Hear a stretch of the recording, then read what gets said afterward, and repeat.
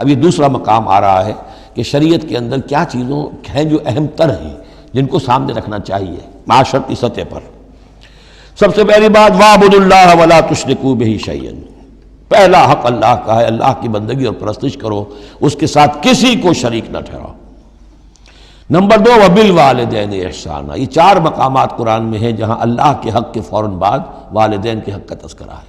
والدین کے ساتھ حسن سلوک، یہ بھی ہمارے ہاں کے خاندانی نظام کے لیے بہت اہم بنیاد ہے کہ والدین کے ساتھ ان کا ادب ہو، ان کی خدمت ہو، ان کے ساتھ حسن سلوک ہو، ان کے سامنے آواز پست رکھی جائے۔ بڑی تفصیل سے سورہ بنی اسرائیل میں یہ بات آئے گی، لیکن یہ کہ یہ ہمارے معاشرے میں خاندان کے استحکام کی یہ بھی ایک بہت اہم بنیاد ہے۔ وَبِذِي الْقُرْبَىٰ، قرابت داروں کے ساتھ، وَالْيَتَامَىٰ وَالْمَسَاکِین، اور یتیموں کے ساتھ اور مسکینوں کے ساتھ، وَالْجَارِ ذِي الْقُرْبَىٰ، اور وہ ہمسایہ جو قرابت دار بھی ہو۔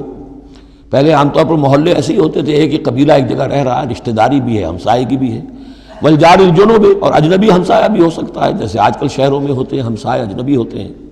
وَالصَّاحِبِ بِالْجَنبِ، اور ایک عارضی قسم کی بھی ہمسائیگی ہوتی ہے کہ جو آپ کے برابر بیٹھا ہوا ہے، آپ بس میں بیٹھے ہیں آپ کے برابر بیٹھا ہو، یہ بھی آپ کا ہمسایہ ہے، جو کسی بھی اعتبار سے آپ کے ساتھ ہے، آپ کے پاس بیٹھنے والا ہے، اس کے ساتھ بھی نیک سلوک۔ وابن السبیل، اور مسافر کے ساتھ نیک سلوک۔ وما ملکت ایمانکم، اور جو بھی تمہارے لونڈی غلام ہیں جو تمہاری ملک یمین ہیں ان کے ساتھ بھی نیک سلوک۔ ان اللہ لا یحب من کان مختالا فخورا، اللہ کو بالکل پسند نہیں ہے وہ لوگ کہ جو مختال ہیں، شیخی خوڑے اور اکڑنے والے، فخر کرنے والے، اکڑ کرنے والے۔ الذین یبخلون ویامرون الناس بالبخل، جن میں یہ شیخی خوری ہوتی ہے، اکڑ ہوتی ہے، پھر وہ بخیل بھی ہوتے ہیں، اس لیے کہ عام طور پر تو انہیں اپنا جو تکبر ہوتا ہے وہ دولت کے برابر ہوتا ہے، انہیں معلوم ہے ہمارے پاس دولت ہے، تو ظاہر بات ہے دولت اگر وہ خرچ کر دیں گے اور دولت جو ہے نہیں رہے گی تو عزت نہیں رہے گی۔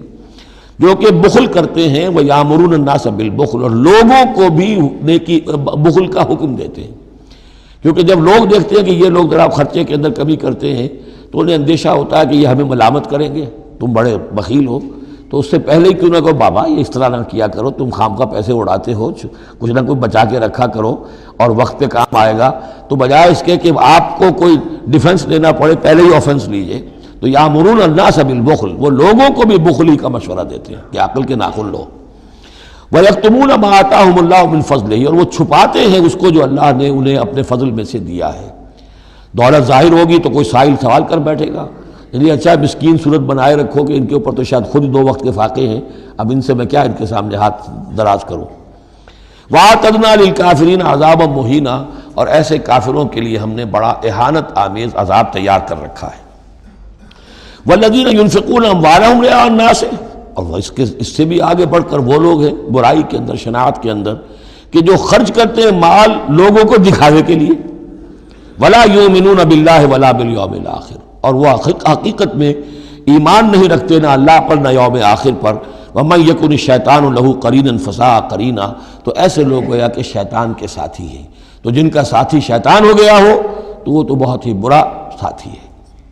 وَمَاذَا عَلَيْهِمْ، کیا ہو جاتا ان پر، کیا قیامت ٹوٹ پڑتی ان پر۔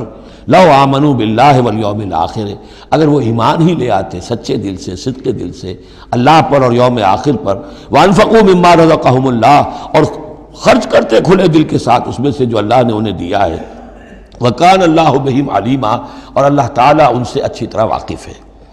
إِنَّ اللَّهَ لَا يَظْلِمُ مِثْقَالَ ذَرَّةٍ، یقیناً اللہ تعالیٰ کسی پر ذرے کے برابر بھی، ذرے کے ہم وزن بھی ظلم نہیں کرے گا۔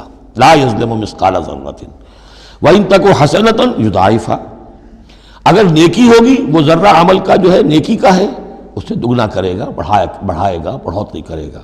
وَيُؤْتِ مِن لَّدُنْهُ، نہ صرف اس کو بڑھا کر دے گا واپس بلکہ اور اپنے پاس سے يُؤْتِ مِن لَّدُنْهُ أَجْرًا عَظِيمًا، خاص اپنے خزانے فضل سے مزید بہت بڑا اجر دے گا۔